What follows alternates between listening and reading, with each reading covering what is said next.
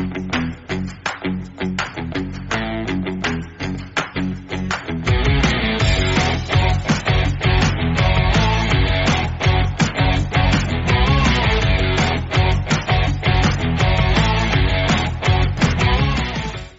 gente, que prazer estar aqui com vocês no Humanorama para apresentar essa conversa. Eu quero começar dando os parabéns à produção do Rock in Rio pela iniciativa e também agradecendo pelo convite, porque o Humanorama está muito legal mesmo. São vários convidados incríveis, todos debatendo temas super relevantes, interessantes. E o nosso papo aqui não vai ser diferente, não. A gente vai falar sobre histórias que inspiram.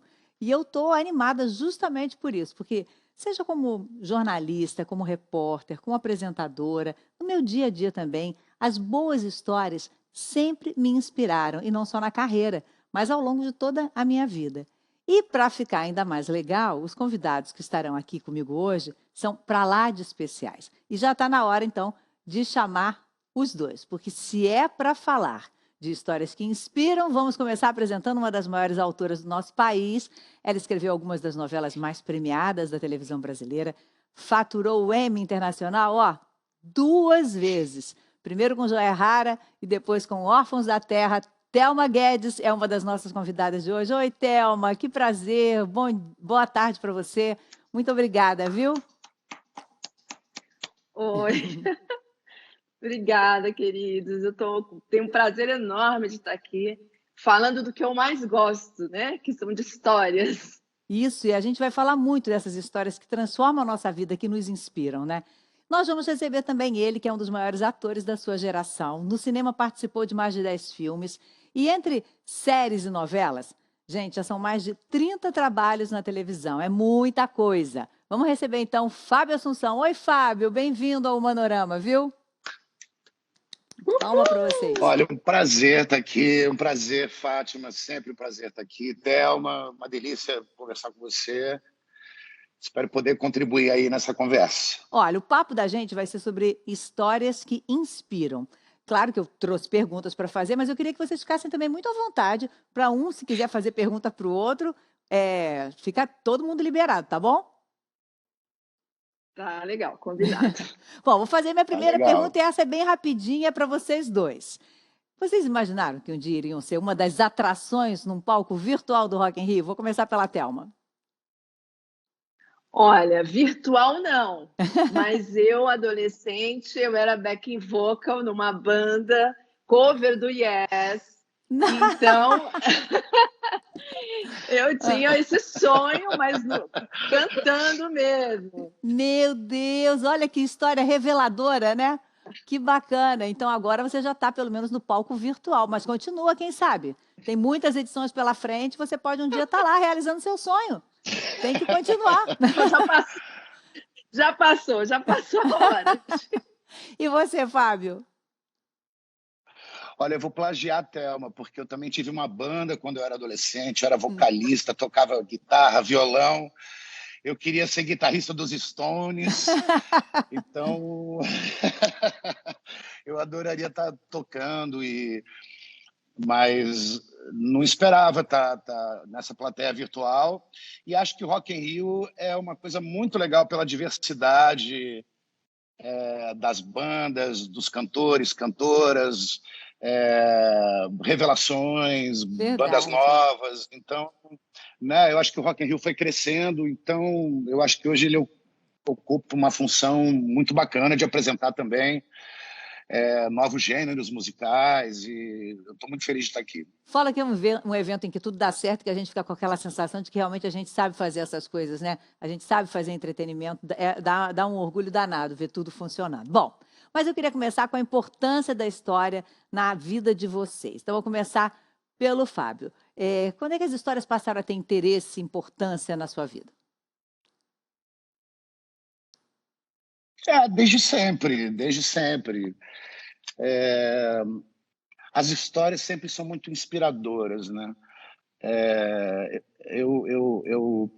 Eu acho que tem várias maneiras, né, de você receber uma história, né? Eu acho que a melhor delas é através das próprias pessoas, né? você compartilhar com as pessoas a história delas. Muitas vezes eu estou com alguém, a pessoa começa a contar episódios da vida dela, isso é sempre muito inspirador.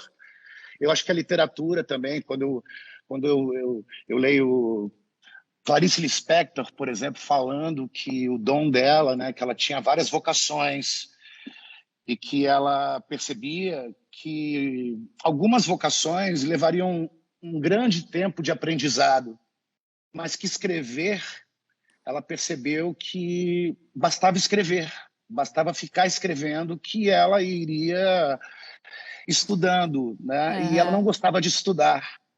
Então, os contos da Clarice Lispector, a própria literatura, as séries, as próprias letras de música, né? Quando eu ouço Chico Buarque, por exemplo, letras do Chico, são muito inspiradoras para mim, né? Que legal. Então, são fontes, né? São muitas fontes. De inspiração. Para você, Thelma, que escreve tanto, né? O que não pode faltar numa história? E como é que faz para manter a paixão? Ele falou da Clarice que dizia que tem que escrever, escrever, escrever. Como faz para manter viva essa paixão pelo ato de escrever? Olha, assim, as histórias estiveram na minha vida e as narrativas estiveram na minha vida desde que eu era muito pequena. Para você ter uma ideia, com 10 anos, eu decidi que seria escritora. Eu sabia já que seria escritora. E, por incrível que pareça, foi Clarice Lispector que me levou a isso. Eu li um conto dela que chamava A Legião Estrangeira, e eu tinha acho que uns 12 anos de idade, e eu chorava, porque era um conto sobre o amor. E eu nem sabia direito, eu não entendia o que ela estava falando, mas eu entendia emocionalmente. E naquele momento eu falei, eu quero ser escritora. Ai, que lindo. E essa paixão se renova todo dia. Eu sou uma pessoa curiosa, eu sou filha de nordestinos que contavam muita história, meu pai, minha mãe, minha avó. E o momento que eu mais amava é quando acabava a luz e a gente botava... Naquela época, acabava muito a luz, né? Quando eu era criança.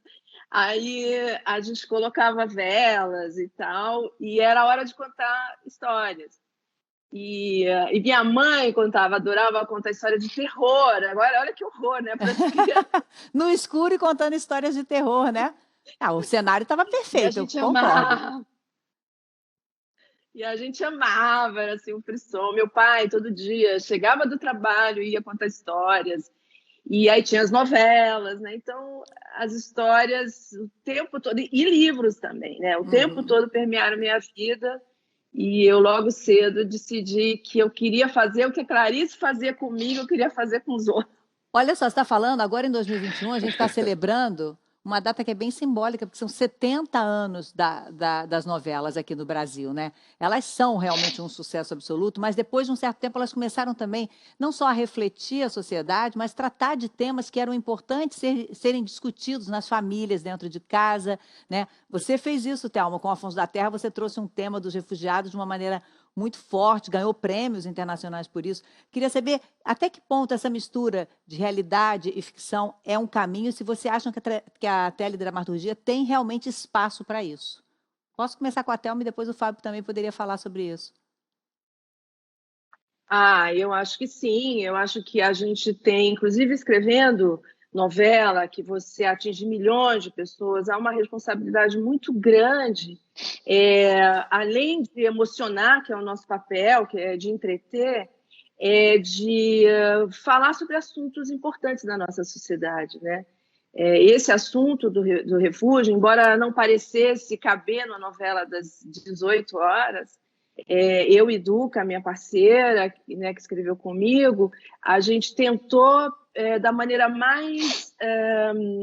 não me impondo nenhuma visão, né? Mas conquistando, mostrando, revelando essa realidade, né? E de uma maneira, na novela das 18, tinha que ser de uma maneira muito delicada, né? Chegar muito delicadamente nas pessoas, nesse público, né? Mas eu acho que é uma responsabilidade. Eu acho que a gente, mesmo que a gente fale de fantasia, a gente tem que estar falando da verdade do momento que a gente está vivendo. Eu acho que só pelo fato de você ter conseguido fazer com que as pessoas entendessem que refugiado não é uma pessoa que está fugida da polícia, ela não é uma fugitiva do país dela, que era no início, eu fiz várias dessas questões no programa e tinha um pouco isso, sabe, Fábio? As pessoas achavam assim, refugiado, aquele pessoal que está fugindo do país deles, porque deve alguma coisa. Então, só das pessoas passarem a entender que não era isso, né, era super importante. Você agora, nesse teu trabalho, Fábio, que você fez da minissérie Onde Está Meu Coração, em que você trata ali de um pai, por exemplo, é uma outra questão em discussão nas famílias, né?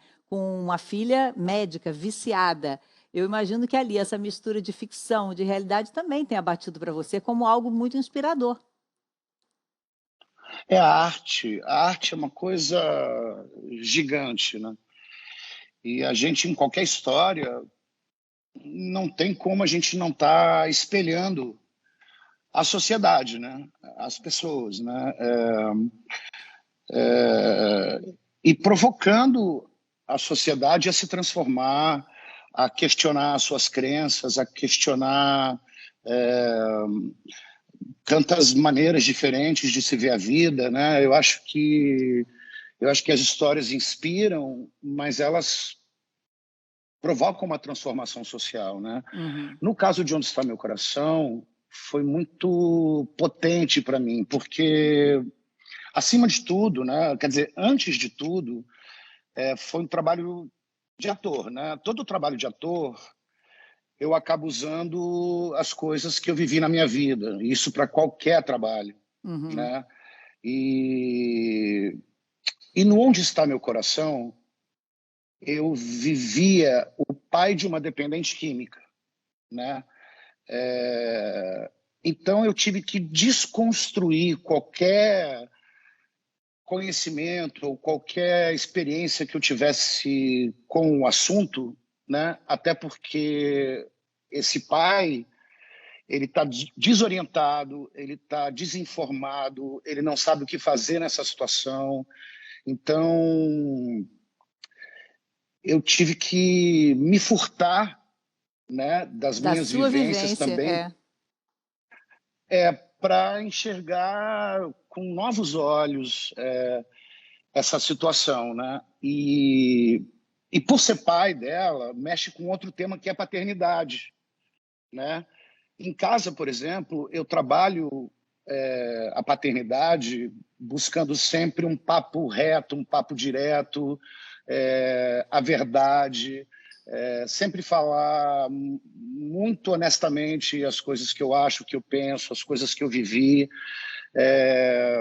Na série, o pai ele ele esconde o passado dele. Ele também Uhum. teve problema com álcool e ele nunca colocou isso em discussão com a filha, né? Uhum.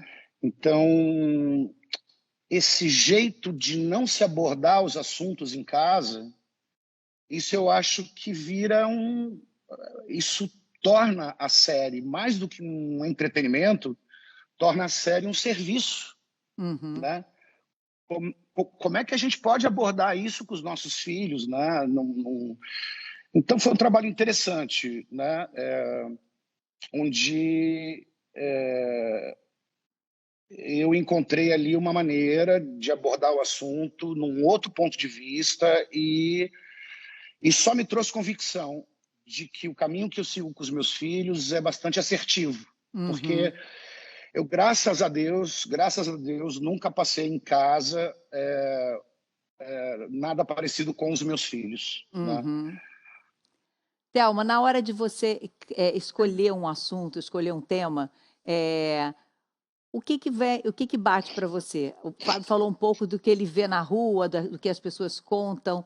O que que chega para você? Porque a gente tem tanta informação nos dias de hoje, a gente é assoberbado de informação, né? Como é que funciona o seu filtro e o que que você decide que pode ser algo que vale a pena desenvolver? Olha, sempre é alguma coisa que toma conta de mim, né? Que em algum momento aquilo não me sai da cabeça, vira uma ideia fixa e eu falo, eu preciso colocar isso no papel, e aí eu não sei se vai ser um conto, se vai ser um romance, o que que vai ser, Mas, e às vezes eu penso, não, mas tudo cabe na novela. Eu acho que tudo cabe na novela, dependendo da maneira como que você coloca, né? E, por exemplo, Órfãos da Terra foi assim, eu fiquei tomada por essa. Eu e Duca, a gente estava escrevendo um outro trabalho e vendo as notícias sobre os refugiados, as pessoas morrendo, aquele menino sírio na Sim. praia. E aquilo eu pensei assim, a única coisa que a gente pode fazer, a única resposta é que a gente se sente impotente, né? Então, a única resposta que eu posso dar é pelo meu trabalho, vendo também como as pessoas estavam num momento muito de xenofobia, né? De falar mal. Eu entrava num táxi, né? Eu não dirijo, eu odeio dirigir, pego muito táxi, Uber e tal, então eu entrei no táxi e eu puxava o assunto. E sempre era uma visão, esses caras são os vagabundos, vêm para cá tirar nossos empregos. E aquilo, e eu tentava conversar, mas eu via que não dava numa conversa, eu não iria convencer ninguém, né? E eu pensei, a única maneira de fazer uma certa catarse do que eu estava sentindo, do meu sofrimento, e de levar essa questão para uma compreensão das pessoas, uma compreensão maior, diversos ângulos e tal. E aí veio a ideia de fazer a novela. Sempre as ideias que a gente tem são bem desafiadoras, né? É. Vamos botar isso na novela. Joia Rara também. Todas as novelas da gente são meio complicadas, mas vem de um pensamento tão potente, de um desejo, mais do que qualquer coisa, mais do que inspiração, é de uma necessidade. Eu preciso escrever essa história. E aí a gente acaba convencendo os outros também de que aquela história é importante de ser contada. E aí eu queria agora falar do Fábio. Fábio, eu queria só dar os parabéns para vocês por esse trabalho que eu assisti, onde, assim, eu sim, fiquei dilacerada, É chorava com vocês, impressionante. tinha raiva desse pai, tinha muita raiva, principalmente no começo, quando eu Sim. não entendia ele. E então eu só queria te dar os parabéns, Obrigado. você, Letícia, nossa, vocês todos, assim, eu queria até saber se vocês fizeram um trabalho, que trabalho que vocês fizeram de preparação? Desculpa, Não, é Fátima, eu entrar exatamente com isso, essa é ótimo. Eu questão. também quero saber. Tá ótimo. Vamos lá, vamos triangular essa Como é conversa. que vocês se preparam? Se vocês fizeram algum trabalho, assim, como foi essa preparação do grupo? Porque o que eu senti é que aquela família era muito unida no que era bom e no que era ruim também, né? Uhum. Então, assim, como é que foi isso? Bom, primeiro, lindo, lindo tudo que você falou. Assim, sempre houve uma grande preocupação, né, e uma grande dedicação, tanto dos autores, né, do Jorge e do Sérgio, como da Luísa, a nossa diretora, em trabalhar o tema com muito respeito, e de uma forma afetiva, né? Então, assim, a gente teve algumas reuniões, por exemplo, eu levei a Letícia Colim no AA para que ela conhecesse o formato do AA. Ah, Foi muito importante na construção de personagem dela. Nós tivemos grupos de partilha com todo o elenco e com pessoas, desde ex-usuários até pessoas que trabalham com gestão pública de drogas. Então, uma grande roda de partilha para que a gente conversasse sobre a série. Então, assim, sempre houve um tratamento muito delicado em relação ao assunto, né? A gente sempre achou que esse assunto sempre era jogado de uma forma, principalmente o crack, essa problemática lá desse pessoal de rua lá fora, sabe? uhum. E a gente reconhecia na obra a importância de trazer isso para ser discutido entre as famílias brasileiras, trazer isso para uma realidade mais palpável, né?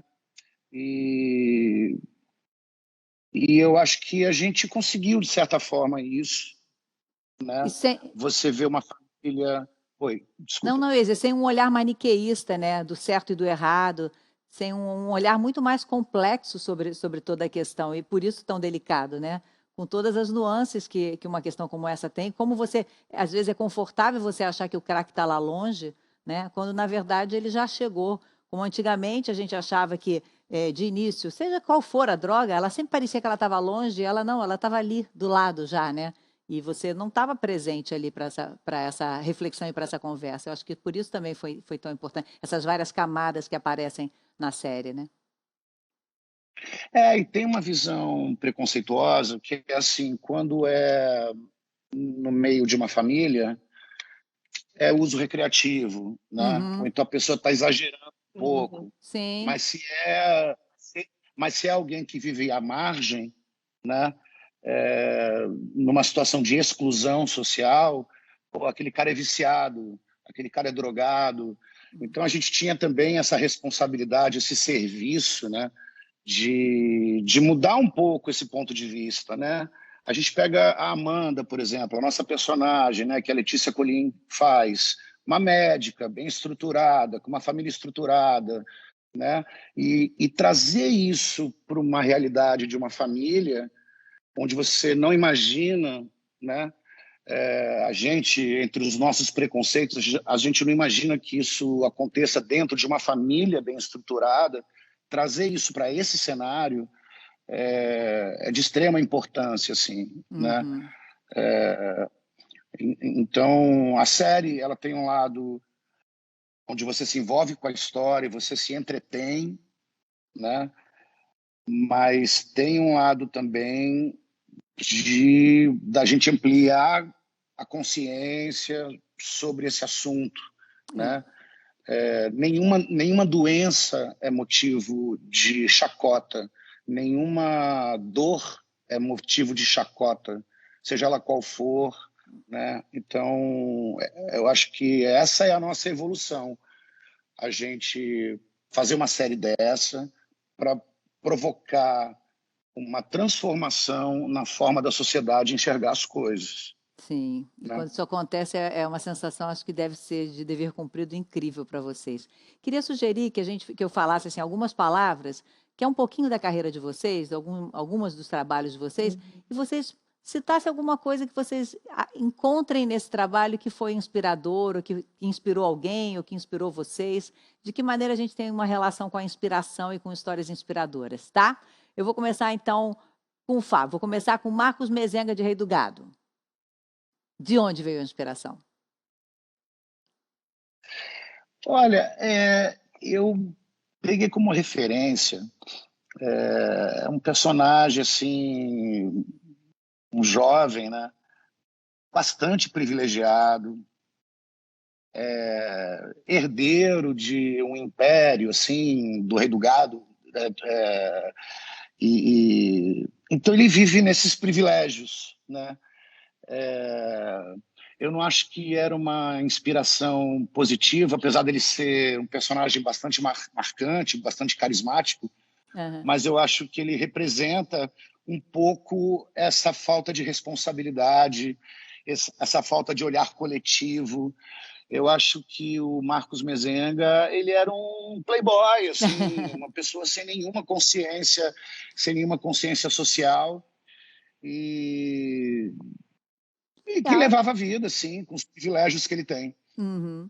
Thelma, você é a inspiração para a Joia Rara. Mais um M na carreira de você e da Duca, na sua carreira e na da Duca. Olha, Joia Rara, a gente sempre quis, eu e a Duca, a gente sempre quis colocar a vida de Buda, né? Fazer a vida do Buda colocar em alguma coisa.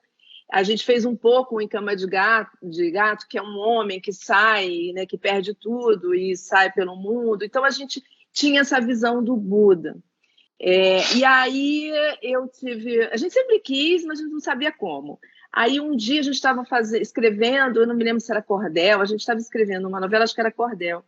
E eu tive um sonho, eu sempre chegava atrasada no escritório, né? A Duca sempre chegava antes, que ela é bem diurna, e eu sou mais notívaga, né?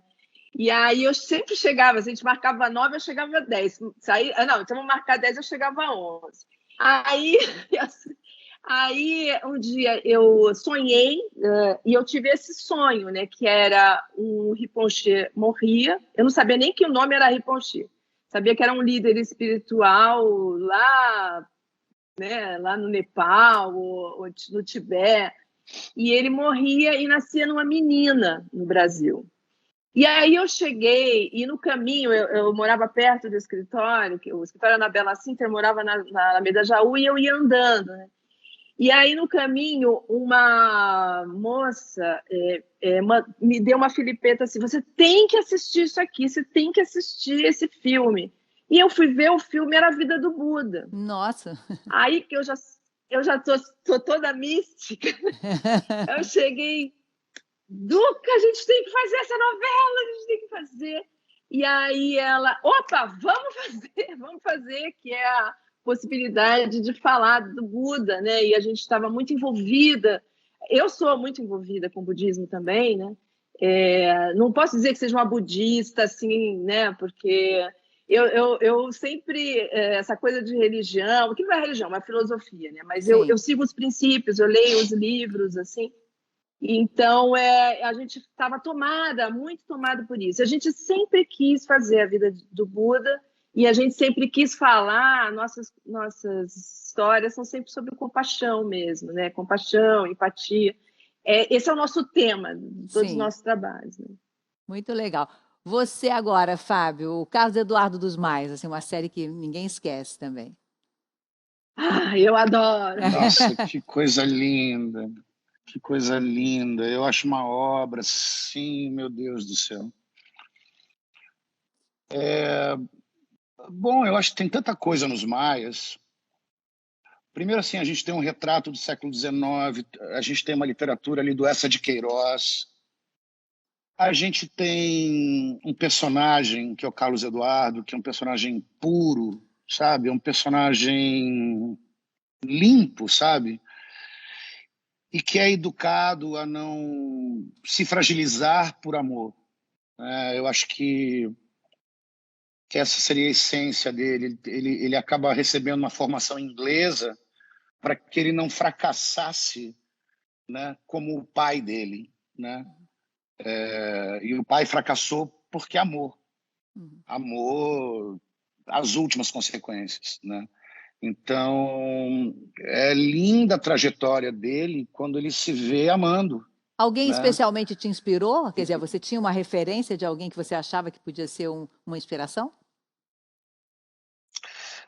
Tinha um quadro do Fontine Lacroix que eu vi no Louvre, que era uma figura de um dandy com uma camisa clara entre homens de ternos pretos, assim. Uhum. E essa figura me parecia muito iluminada, assim, porque ele tinha os cabelos cacheados e um pouco mais compridos do que naquela época. E eu falei isso para o Luiz Fernando Carvalho. Então, assim, por esse lado Sim. estético, a gente foi encontrando esse despojamento, essa alegria, essa genialidade dele, assim, da personagem, né? Uhum.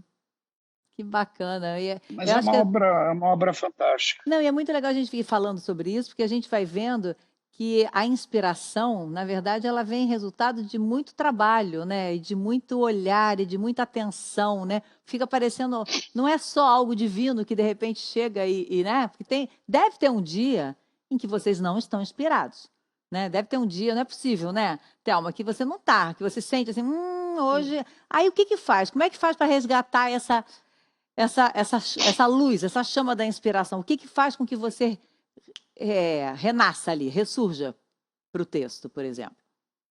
Olha, então, é por isso que é importante as referências que a gente tem, Sim. porque toda vez que eu acordo e eu não estou inspirada, eu vou nos meus livros, eu lembro de uma história e aí vou para as minhas anotações, que eu tenho 1000 caderninhos de anotações em todas as bolsas, em todos os lugares da casa, do lado da cama. Uhum.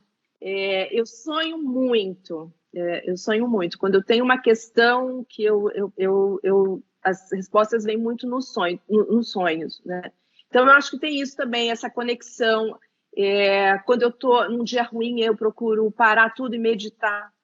Uhum. E normalmente eu saio dessa meditação melhor. Aí eu saio, sabe, parece que eu abro meu chakra, sei lá, faz uma conexão, uma reconexão com a vida. E também saio para a rua.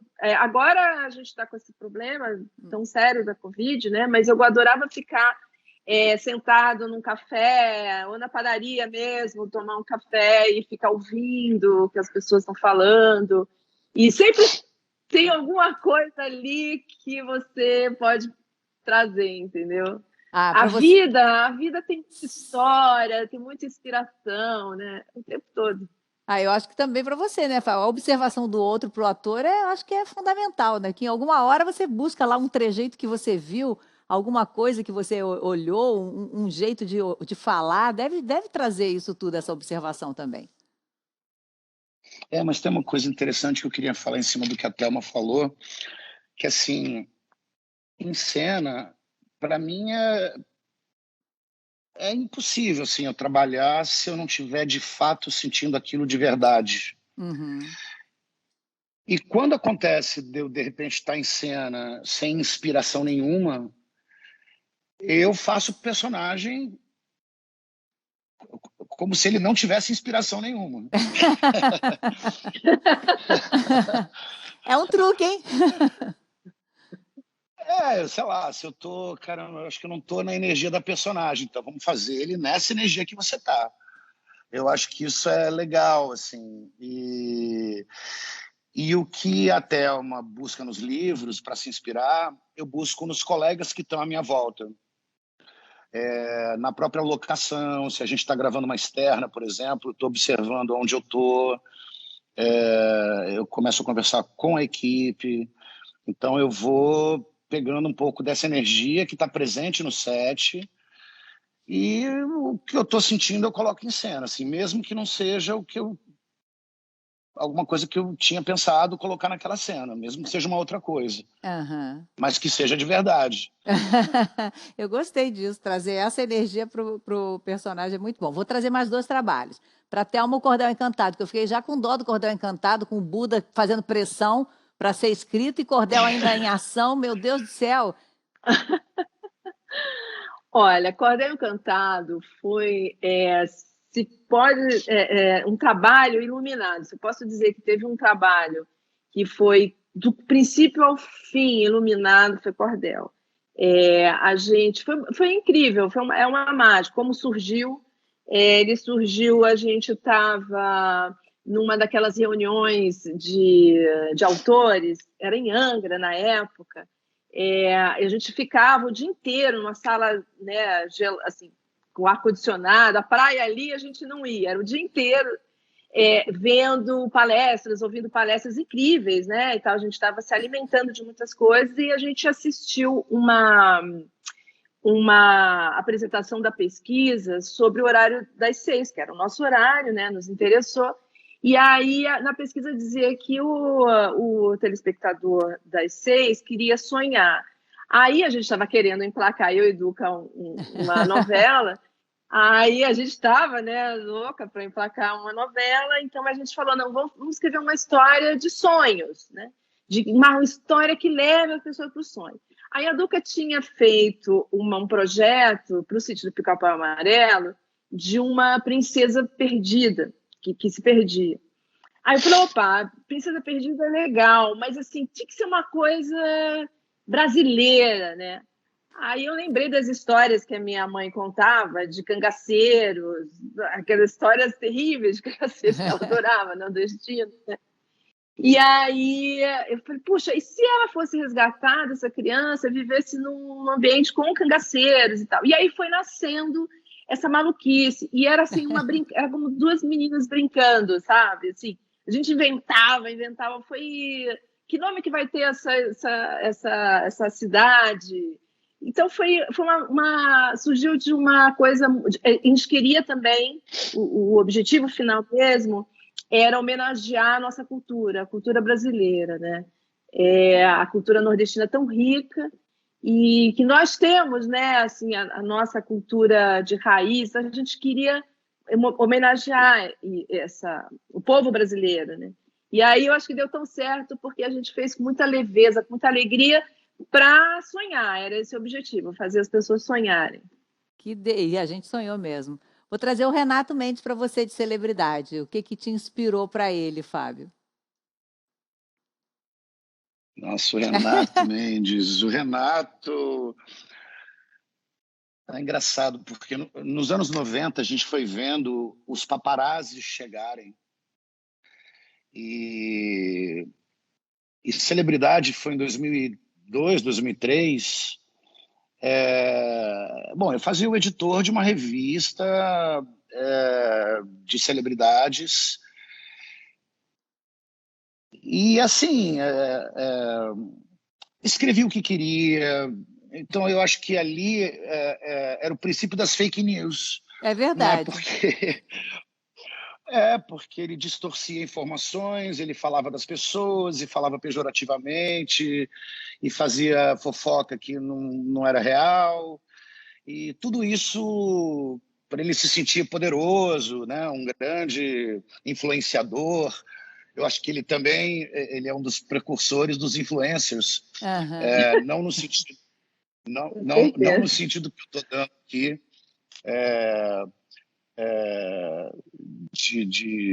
das fake news, mas assim, ele era um grande influenciador porque tudo que ele publicava causava muito efeito, né? Porque quando a Então, fofoca ganha um pouco o status de jornalismo de celebridade, ganha esse nome que não existia. Não existia esse nome. Eu fiz jornalismo, nunca houve. Né? Existiam as notícias e existiam as fofocas. E aí ficou ali no meio algo meio nebuloso, que era o jornalismo de celebridade. E que dava espaço para essas notícias falsas, como você está dizendo. Não, total, total. Isso é engraçado, porque os atores eles eram entrevistados na época por jornalistas de celebridade, que muitas vezes não sabiam como era o processo de construção de personagem, que na verdade estavam querendo saber mais da sua vida, né? Uhum. Das suas particularidades, das fofocas que você poderia trazer, se você estava bem no seu casamento, se você estava pensando em ter mais filhos. E eu ficava desesperado, porque eu falava assim, caramba, mas tem tanto trabalho sendo feito, né? E isso não está sendo perguntado, né?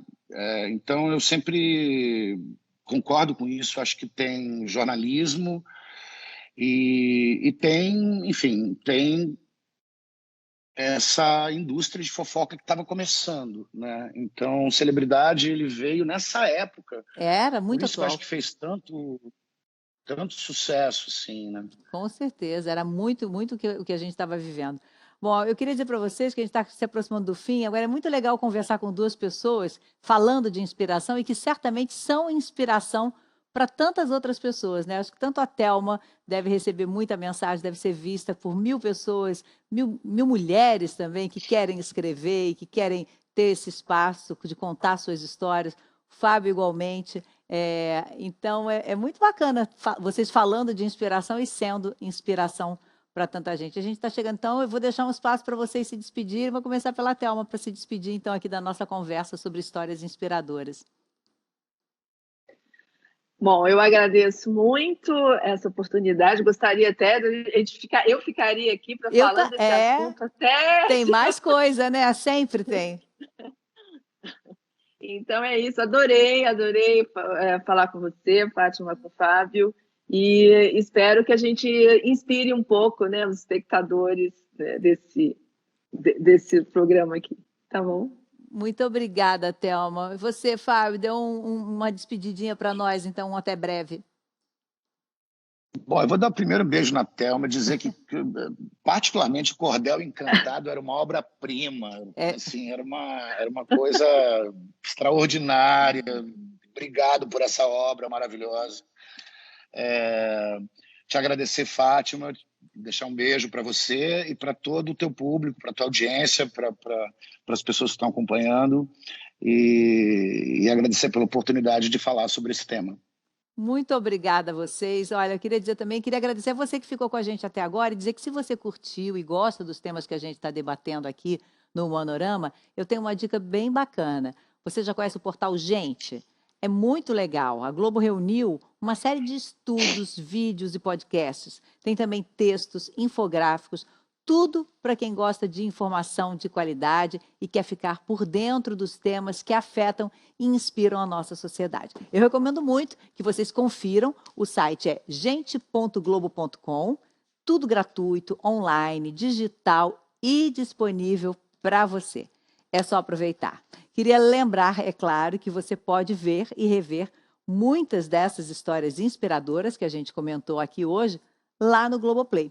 Tá bom? Então, queria mais uma vez agradecer ao Fábio e à Thelma por terem participado aqui com a gente. A gente gosta mesmo de contar e recontar essas histórias para vocês. E sigam aproveitando também o Rock in Rio, o Manorama. O nosso papo hoje aqui acabou, mas ainda tem muita coisa legal para curtir. Foi um prazer estar com vocês. Um beijo e até a próxima.